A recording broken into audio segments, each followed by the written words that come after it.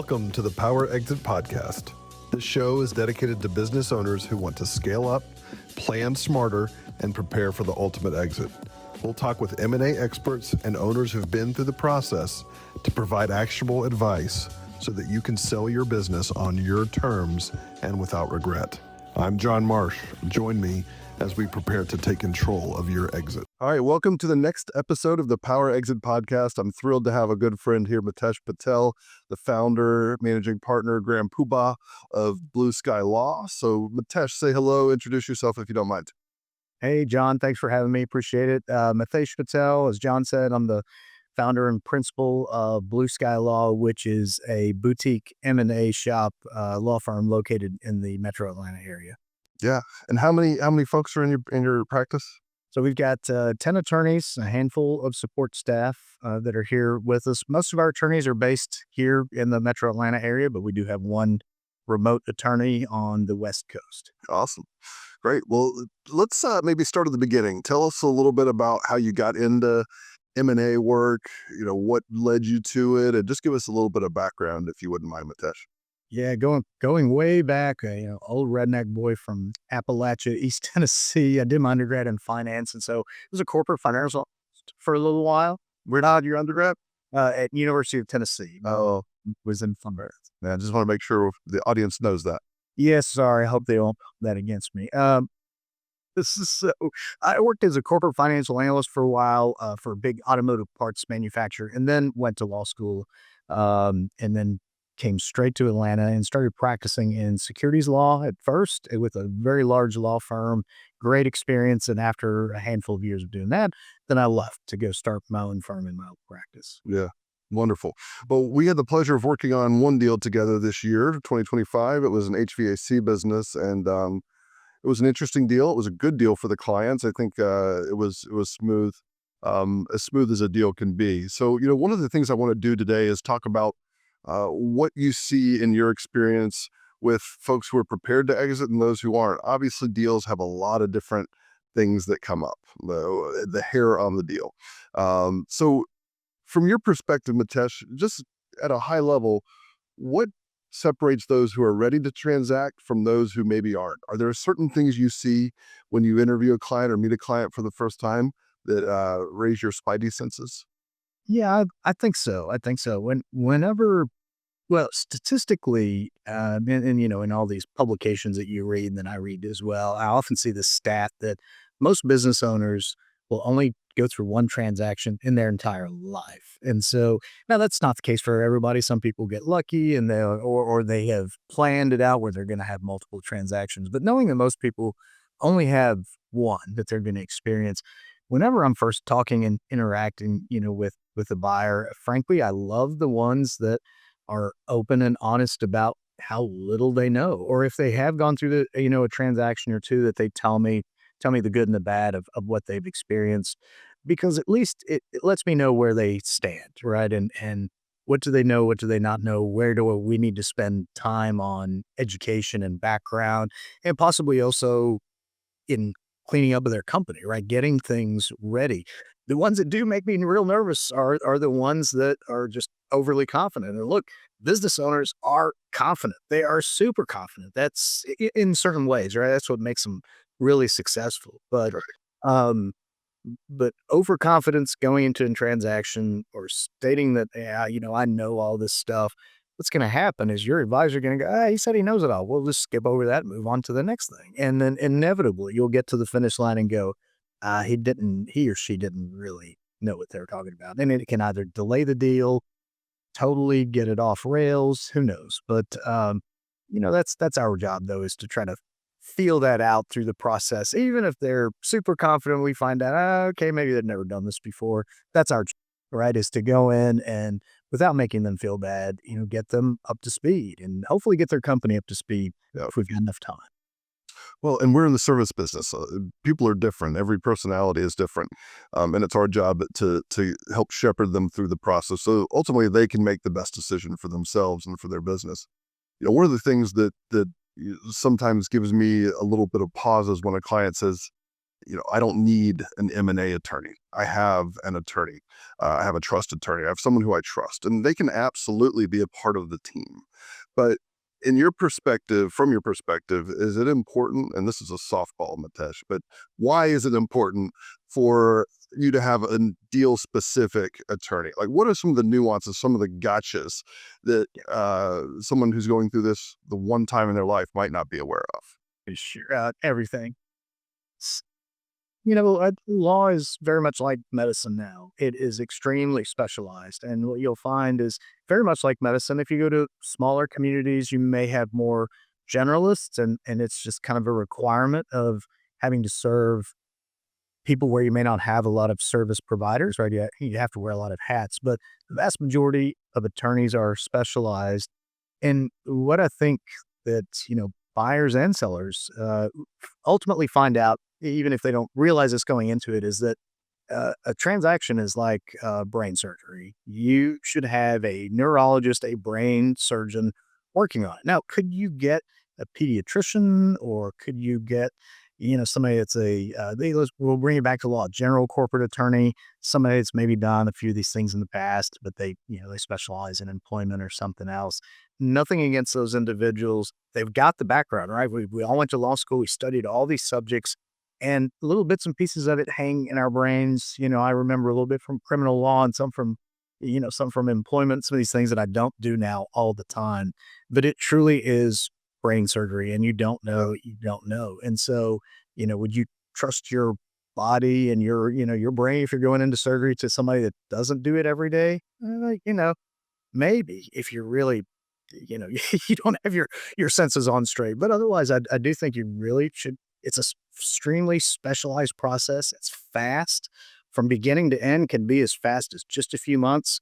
And granted, there are ways of slowing things down, speeding things up, but it's a lot in a short amount of time.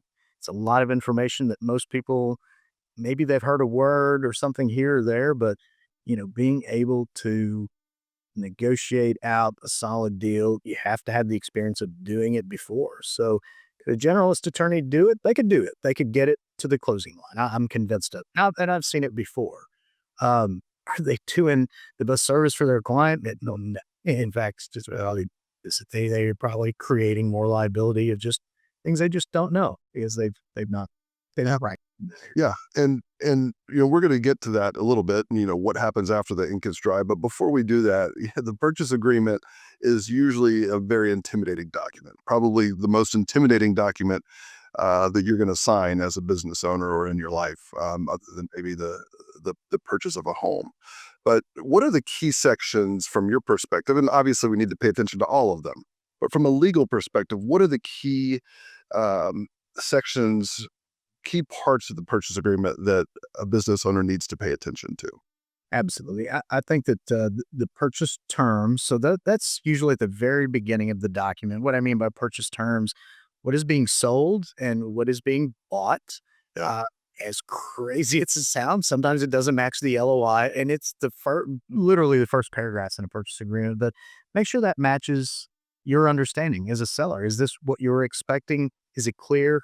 If it's not, that's why you've hopefully got good advisors to go back and say, this isn't clear to me. Can you explain it? So the purchase structure, reps and warranties, representations and warranties, which are essentially a seller's and a buyer's promises to each other. Hey, I promise that this business is solid. I promise that I've kept up with annual renewals. I promise that these contracts are real contracts and valid, within a current term. Reps and warranties, I would say, are by far one of the maybe the most critical, I think, for a seller and maybe even a buyer to really pay attention to. Other key areas, anything relating to employment, their ongoing employment of the seller or the seller's people beyond the closing. There's usually a smaller mention in the purchase agreement, bigger mention in employment documents. And then I would say maybe the last thing is indemnification. It tends to be, excuse me, I skipped working capital. That's in there, highly negotiated item, and then indemnification. Yes. That's Wonderful. Um, so for those uninitiated, those who maybe not are not familiar with reps and warranties, would you mind giving a couple of examples and maybe talk about a fundamental rep versus a non-fundamental rep? Uh, would you mind just giving some examples of those? Yeah, absolutely. So, representations and warranties, and that's actually how the section will be labeled in a purchase agreement. Yeah. And this is rough, but I would say in half of the pages of a full purchase agreement, half are going to be reps and warranties. So, 60-page purchase agreement, 25 to 30 pages are going to be reps and warranties. And so, like I said a moment ago, these are promises that each party is making to the other. And if there's ever something that pops up after the closing, often parties come back to this section to go, Right. what did the seller in fact say about this particular issue that we had here? So an example, one of the most common ones that we see is that sellers are the buyer will ask, and in the purchase agreement, it will say, as a seller, please disclose any current pending litigation or threats of litigation. Thankfully, most sellers can put, we don't have anything there. Uh, that's one of those things that, especially on the threats of litigation, right? Pending litigation is what it is. It's filed. You can find it. It's the threats that sometimes sellers go, do we have to include it? Should we leave it out? I don't know. And we've seen where they don't mention it. And then that threat turns into a real lawsuit. The buyer goes, did you know about this? You didn't disclose it. Why not? And before you know it, it's on. You've got a dispute. Very unfortunate dispute. So you asked about fundamental reps. Those are the very key elemental reps that you need to really run a business, right? Is there litigation, right? Are the employment files the way they should be? Or uh, is all the ownership of the seller on board and willing to sell, right? Is the company duly authorized to sell? So these are things that as a seller, you don't necessarily need to worry about. If you've got great counsel, they're going to come in and explain it and walk you through it. That I would say, this is where planning and early preparation comes in, because if something is amiss, your attorney will hopefully bring it up before the buyer ever brings it up, before the buyer ever sees it, right? So it gives you a chance to fix it.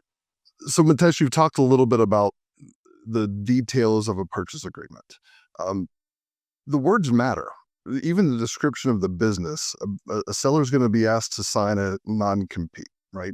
And if the business isn't defined correctly or is overly broad, that may handcuff them going to the future and bring up other issues that are unforeseen. So it is important to have someone like you, your team, look at a document from start to finish, not just those sections that you've outlined, but the whole darn thing, right? I mean, for 9 to 12 hours a day, on average, every single day, our attorneys, including myself, are looking at these documents, and we have done so for 20 something years. Dating myself a little bit, but it's a lot of it's a lot of details, and you learn a lot, going through that. And those are the things that thankfully we bring to the table, and that your attorney should bring to the table. When you're going through a transaction, so don't be shy about asking them to run through their background and their experience, what they've done. It's key. Well, and a good attorney who maybe doesn't focus on deals would say, hey, I'm not the right guy, let me bring someone in. We work as a team, and the corporate counsel who's been your attorney for 20 years, they should be on the team with your M&A advisor, your M&A attorney. That's a great point. Great. Sorry I don't mean to interrupt, but No, you can tell me it's a great point all over again. it's a really great point. If a company has counsel, and often that counsel is friends with the owners, but we want them involved. They know stuff that we will never learn in a matter of a few months because they've been there for years. And frankly, they're the ones that have gotten the call every time something's a little, or even if it's not, if it's super positive, they're also the ones that get the call, right? Hey, how do we protect this? How do we replicate this? And so I want those folks involved. I learned so much from them. We usually get their help. They're the ones that become our real confidants behind the scenes, right? They can alert us to things that sometimes business owners just can't or don't because they don't realize that, hey, this is a really key, important issue. So, yeah, we never try to oust any local counsel or existing counsel that's been there. In fact, we want them to participate. The client will have a much better experience if they do. It does take a team, right?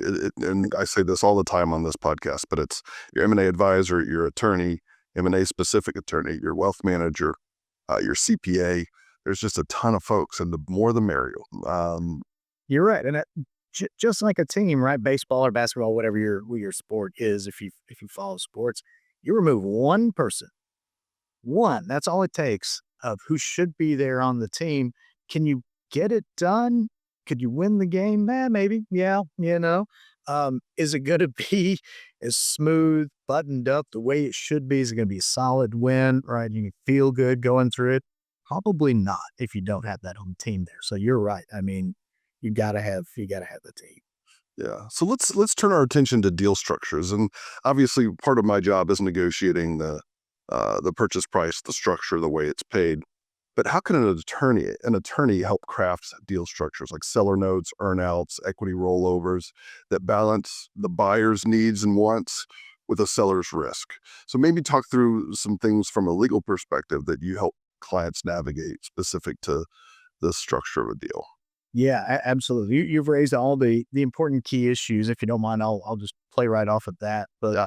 y- I always feel like the structure in a transaction has a few key and a few elemental points that you've already raised, a few foundational points. And there are a lot of ancillary items as well. And on those foundational points, purchase price is one of the first things. It sounds real basic, and, if you ask most business owners, "What is your business worth?" They're gonna throw out a number, because, again, business owners are confident. How accurate is that number gonna be?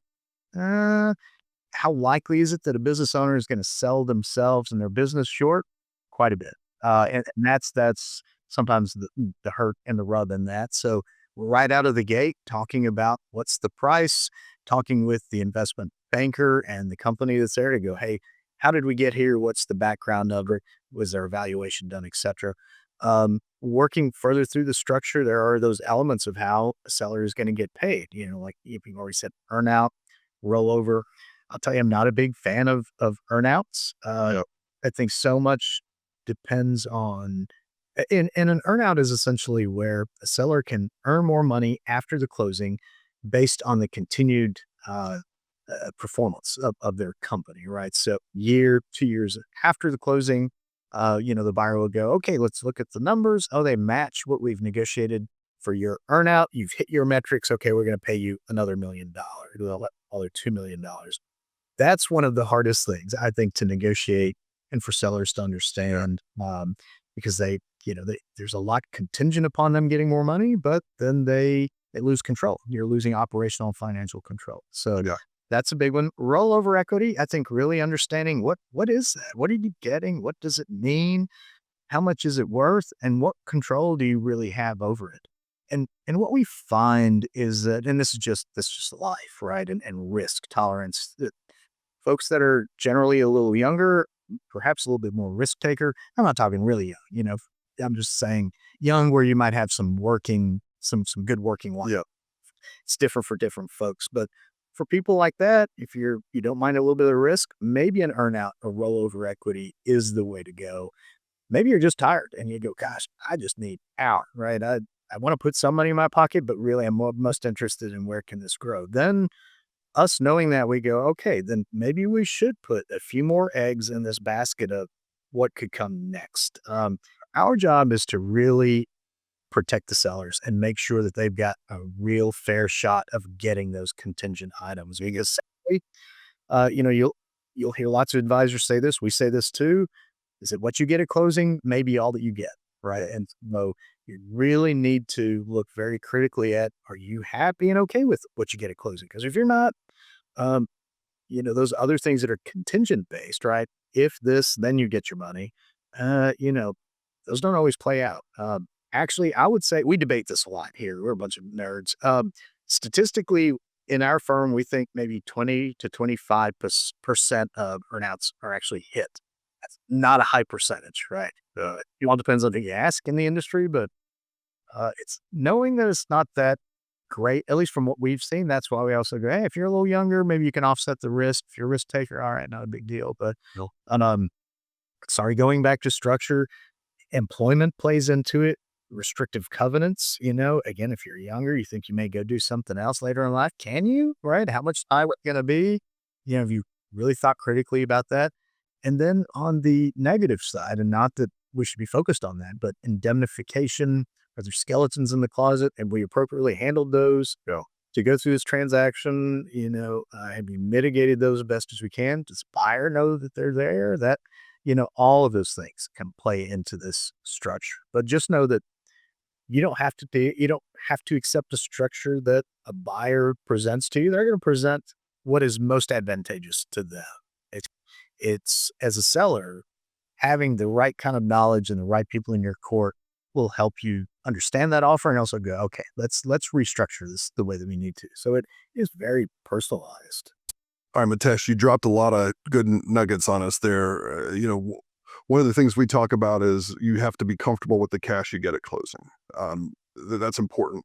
There are things you can do in an earnout, like hopefully structure it on something that's attainable, uh, and not something that can be managed by the buyer. Like EBITDA is not as desirable as maybe a top line revenue or even gross margin. But it's important that that is structured the right way, and the gotchas that a buyer may want to put into the document are caught and removed. And that's where having someone who does deals and understands what's reasonable, what's acceptable in the market, is a great asset to have on your team. Someone who's not familiar with that isn't going to be able to protect you and really help you monetize those contingent payments. The other thing that I see a lot is on the rollover equity.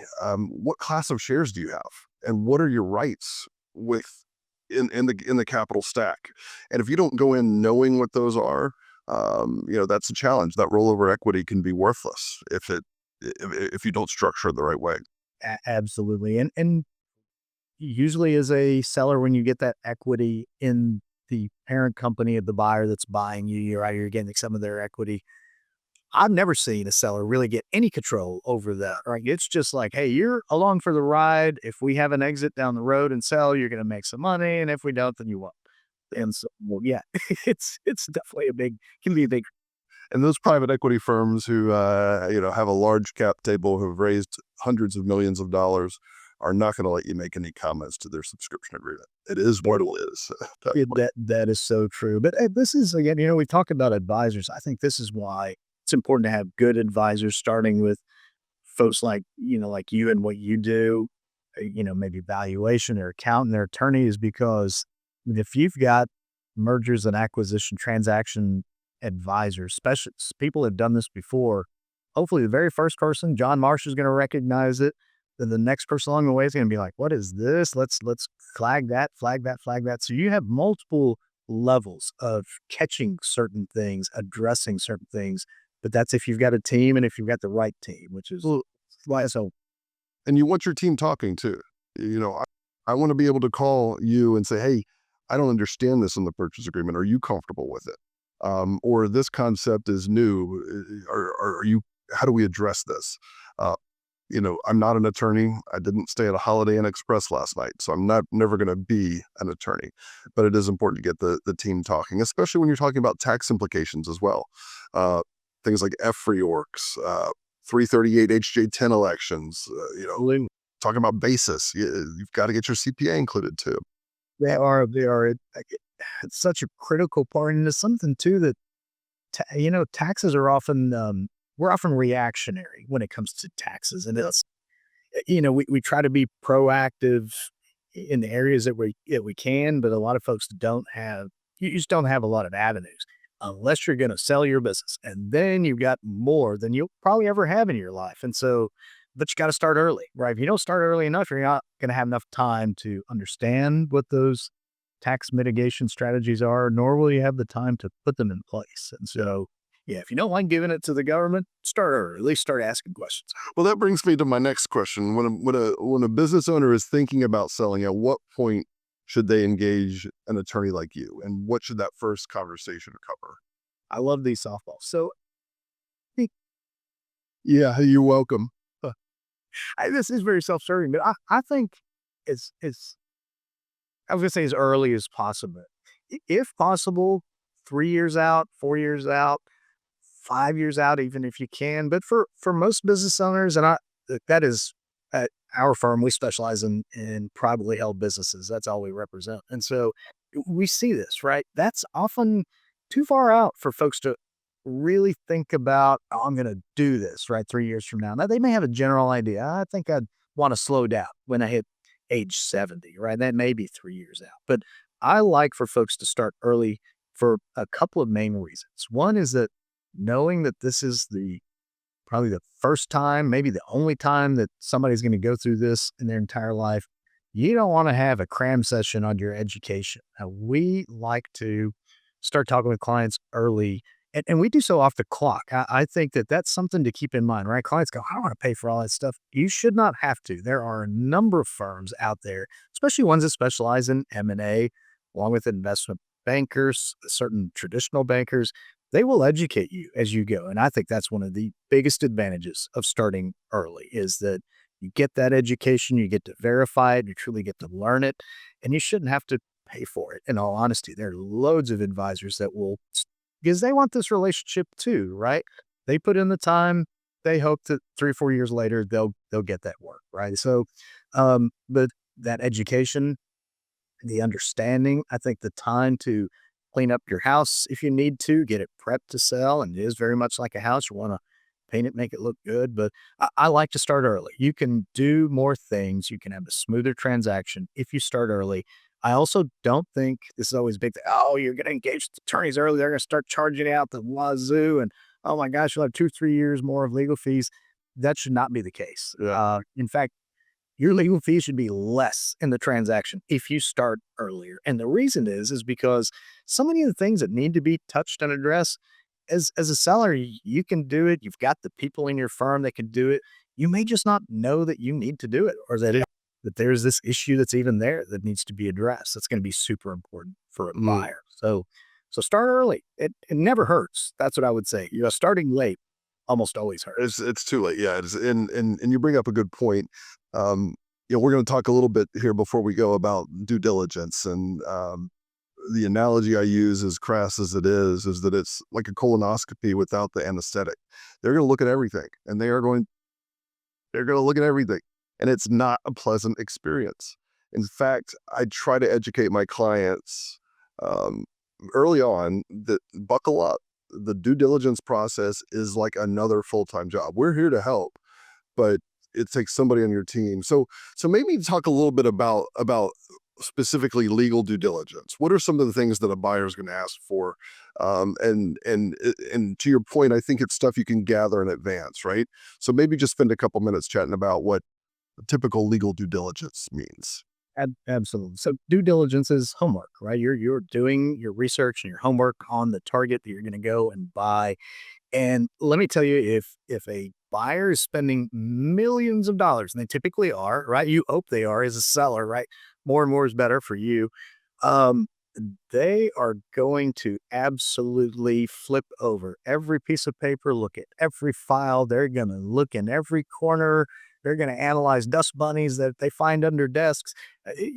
Just an example, but they truly will. Yeah. They will hire a lot of folks, and they are going to dig deep. And they're doing that because they're spending this money. They're taking this financial risk on your company, and they want to make sure that we have looked at everything. I know on the buyer side, because we do some buy side work too.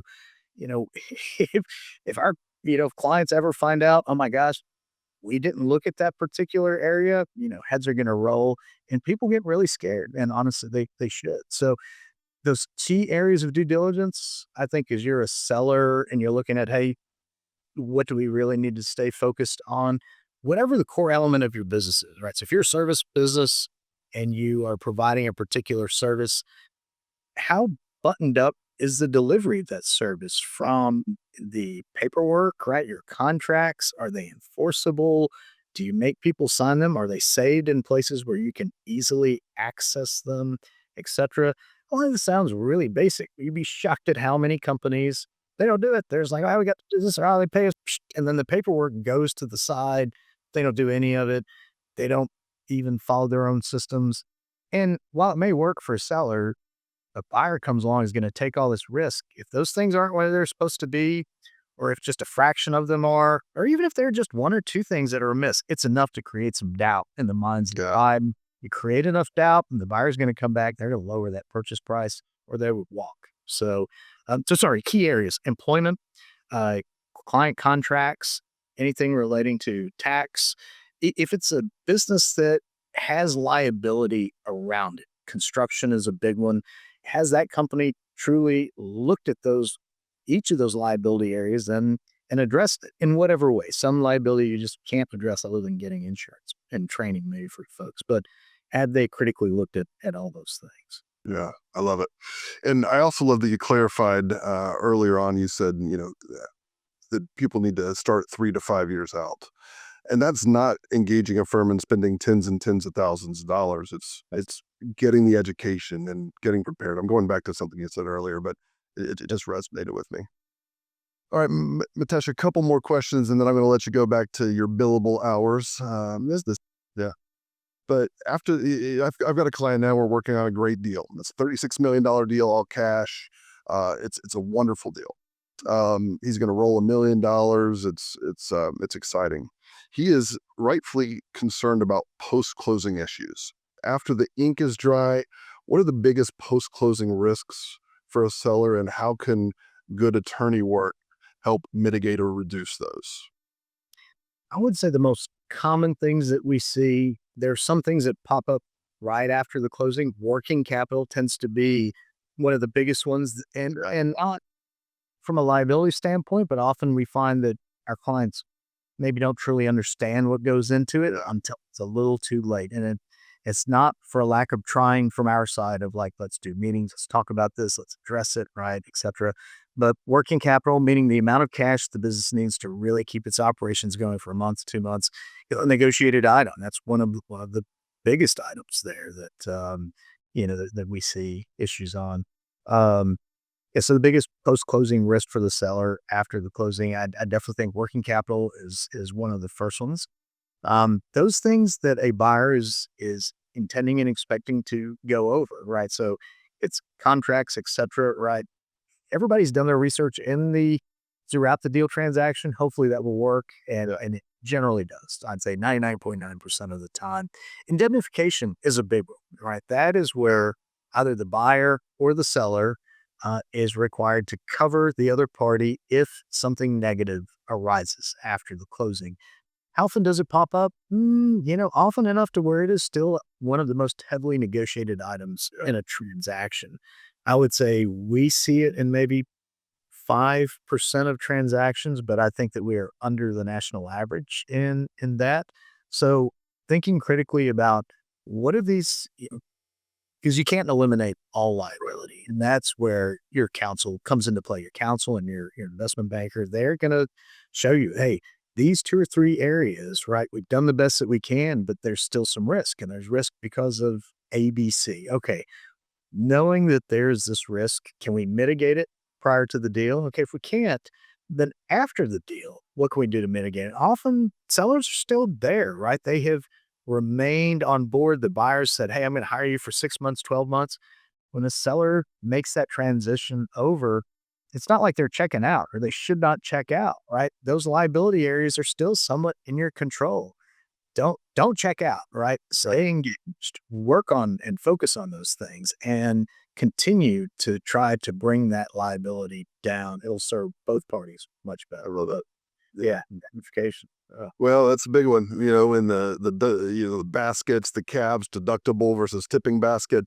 Those are all things that if you're unrepresented, either from a M&A advisor, investment banker standpoint, or a deal attorney, you're exposed. And those are easy. I don't want to say easy, but those are basic things that should be done in a deal. Um, Right. yeah, exactly. But Mitesh, I really appreciate you being here today. I've got a couple more questions before we go. If you had 60 seconds to give a business owner advice before they start this process, what would it be? Hmm, Great question. I know. No softballs anymore. Start early. Starting early will take a lot of the stress and pressure for a seller. Will take that off the table for you because you've got the time to learn and to educate yourself. And if you find that the education I'm not receiving, it's not matching up with other things I'm learning, you've got time to change it up. So I think that's a big one. Finding the right deal team is key, and it takes time. You never want to be rushed. And I even tell folks that come to talk with and interview us, please go talk to 2 or 3 other law firms, right? Because while all these firms can do the work and get it done, I'm pretty, if they've got the right Sure. specialty, the personalities have to match because when the going gets tough, you need to feel comfortable enough with your counsel and your team to go, all right, I shouldn't be telling you this stuff, but there's a dead body in that closet over there. We got to fix it. Right? Or there's a skeleton buried out back, or I'm not comfortable. I'm scared, right? This bothers me. And that gives your advisors a chance to fix it as you go. But if you don't start early enough, you don't find the right advisors, if you're not comfortable with them, you're not going to get to a place where you feel like expressing those things. And so I think time is one of the biggest things. And then, having advisors that you have gotten to know, you like them, you trust them, et cetera. And that takes time. So I would say that's probably great. That's great advice. And you hit on something that I want to double click on. I can't believe I just said that. Double click. Uh, but the emotion of selling a business is real. It is going to get stressful. It is going to feel overwhelming. And you're also going to get to a point where I don't know what they're talking about. Do I trust these guys? Are they taking the time to educate me? And do I feel like they have my best interests in mind? There are a lot of advisors who take that approach, and I think you and I are two we can include in that bucket. So, um, Mitesh, I really appreciate you being here today. How can the listeners get in touch with you if they want to learn more, reach out? Yeah, absolutely. You're more than welcome to email me directly at mpatel@blueskylaw.com. You can email my assistant, admin@blueskylaw.com. You're also welcome to call in if you'd like to the firm, 678-466-7885. But email's generally easier. I've got folks that monitor it, and that's my job. I spend a lot of time. I freaking love it. I spend a lot of my time talking with these tenacious business owners all day.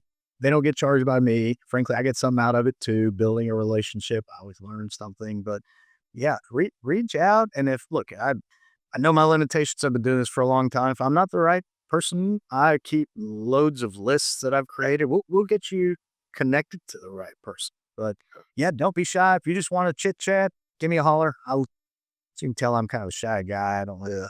Well, you got a lot of interesting hobbies. So yeah. Hey, really appreciate your friendship, and your professional relationship as well. So thanks for being here on the podcast today, and thanks. Thanks for having me, and thanks for all the fun we've had on some of these transactions. And your professionalism has been great. I love the watch soul. So I love it. Alert. Take care. Thank you, Job. Yeah, we'll see you.